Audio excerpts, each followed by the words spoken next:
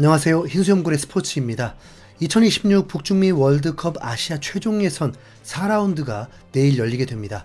한국과 이라크의 빅매치만 있는 게 아닙니다. 일본이 홈에서 호주를 상대하게 되고, 한국의 경기만큼 매우 궁금한 빅매치, 중국 대 인도네시아의 경기도 매우 흥미롭습니다.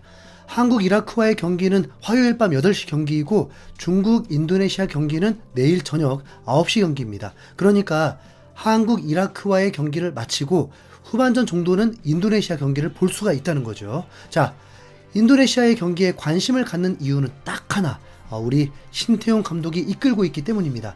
현재 인도네시아에서 신태용 감독의 인기는 상상을 초월합니다. 2022년에 인도네시아 대표팀 감독을 하고 있을 때, 그때도 이미 팔로우 100만 명을 돌파했었는데, 당연히 대부분 인도네시아 축구 팬들이었죠. 그런데 2년 뒤인 지금은 400만 명을 넘어서 500만 명을 향해서 질주 중입니다. 한국 축구 종사자 중에 팔로우가 가장 많은 선수는 손흥민인데, 손흥민 다음으로 가장 많은 팔로우를 보유하고 있습니다. 박항서 감독이 베트남에서 이뤄낸 업적은 사실 인도네시아보다 더 클 수도 있는데, 인도네시아에서 신태용 감독 영향력은 박항서 감독 그 이상입니다. 스즈키컵 준우승에 한국을 꺾고 올림픽 본선 진출 극적 실패, 아시안컵 16강 진출, 그리고 이번 북중미 월드컵 최종 예선 진출이 그가 이뤄낸 전부인데, 인도네시아의 축구 인기가 매우 뜨거운 만큼 선수들의 인기보다 신태용 감독의 인기가 더 폭발적인 상황입니다. 인도네시아는 현재 죽음의 조에서 무패를 달리고 있는 중입니다. 첫 경기 사우디아라비아와의 원정 경기에서 1대1로 비기면서 선전했고, 강호 호주와의 원정 경기에서 0대0으로 무실점을 거두면서 월드컵 본선 진출 희망을 얻게 되었습니다. 사실 2패가 되어야 정상인데 임으로 승점 2점을 따낸 것입니다. 그리고 세 번째 경기에서 바레인 원정 경기였는데, 먼저 실점을 하고도 역전까지 하면서 승리가 눈앞에 와 있었는데, 주심이 추가 시간을 6분이었는데도 9분까지 흘러가게 하고 주심의 편파 판정으로 인도네시아가 극적으로 실점하면서 승점 3점을 날리고 말았습니다. 신태용 감독은 기자회견장에서도 대놓고 경기를 본 사람이면 왜 화가 나는지 알 것이라고 했고, 실제 인도네시아는 지금도 FIFA와 AFC에 항의를 하고 있는 중입니다. 그 경기를 이겼다 하면 인도네시아는 승점 5점으로 조 2위로 행복한 상황에서 중국 원정을 떠날 수 있었는데, 지금은 승점 3점으로 조 5위인 상황입니다. 일본이 유일하게 전승, 호주, 사우디, 바레인이 승점 4점으로 동일하고, 인도네시아는 3무로 조 5위, 일본과 함께 무패팀, 그리고 유일하게 두 자릿수 실점을 한 중국이 조 6위 꼴찌입니다. 이런 상황에서 인도네시아가 중국을 상대하게 되는데, 중국은 이미 최종 예선 자포자기 상태입니다. 3라운드 호주와의 경기에서 선제골을 넣고도 역전패를 당하면서 팬들에게도 버림받은 상황입니다. 그런데도 중국 매체는 인도네시아전을 앞두고 객관적인 전력에서 앞선다는 허무맹랑한 소리를 하기도 했습니다. 그러면서도 소우닷컴에서는 이번 인도네시아와의 경기에서 패배할 시 즉각적으로 감독이 경질될 것이라고 경고를 했습니다.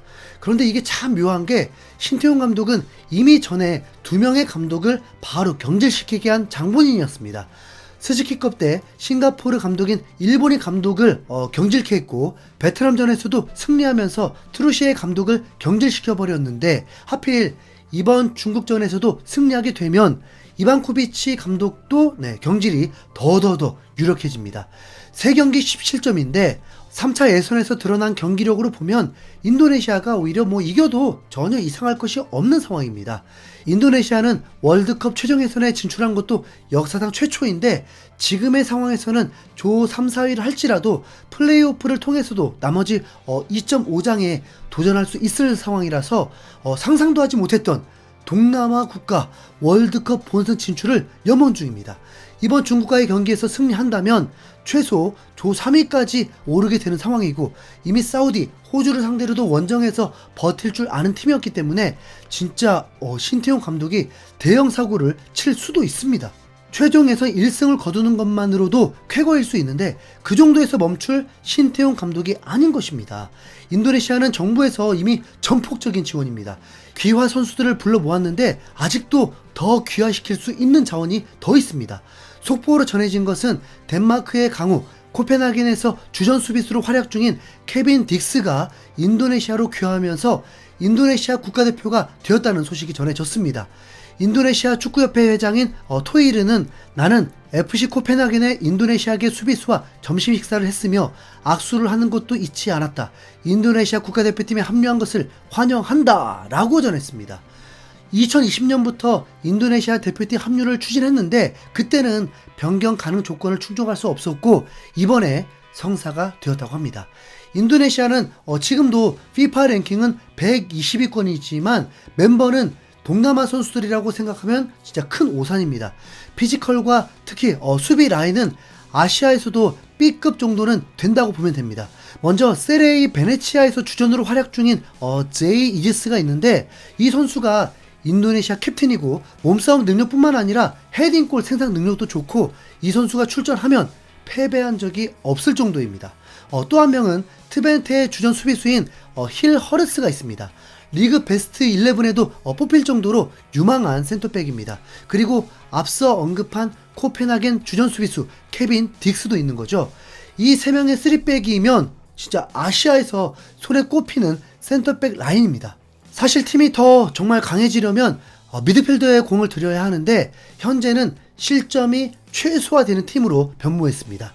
어차피 혹시라도 월드컵 진출을 하더라도 이 전술만이 살 길이니까요. 미리 강하게 훈련시키는 거죠. 중국 팬들은 이 경기에 사활을 거는 분위기도 아닙니다.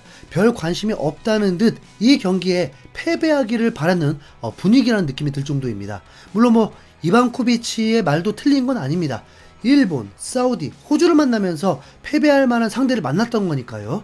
그런데 중국의 경기는 잘하다가 아쉽게 패배하는 경기가 아니라 정말 너무 못한다는 게 드러나니까 한 골 넣는 것도 정말 어려운 팀인 거죠. 3경기에서 유효 슈팅이 2개입니다. 일본에게는 아예 전체 슈팅이 1개였을 정도였죠. 인도네시아가 제대로 잠금 장치를 들어가면 넣을 방법이 없습니다. 신태용 감독은 13일이 54번째 생일이었다고 합니다. 박항서 감독이 3년 전에 최종 예선에서 1승 1무 8패로 승점 4점을 올렸을 때 이 기록이 동남아 팀 역대 최고 성적이었는데 지금 신태용 감독은 남은 7경기에서 1승만 거둬도 바로 승점 6점이 되면서 인도네시아가 동남아 유례 없는 성적을 거두는 팀이 됩니다. 12월에 스즈키컵도 있기 때문에 그때 신태용 감독이 팀을 우승시킨다면 동남아 역대 최고의 감독으로 올라서게 되겠죠. 그런데 스즈키컵에도 귀한 선수들이 참가하는 것은 아마 불가능할 것입니다. FIFA 주관이 아니니까요. 그러니까 너무 많은 걸 기대하지 말자고요.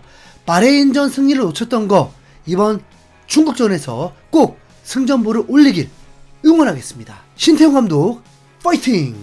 지금까지 흰수염고래였습니다. 감사합니다.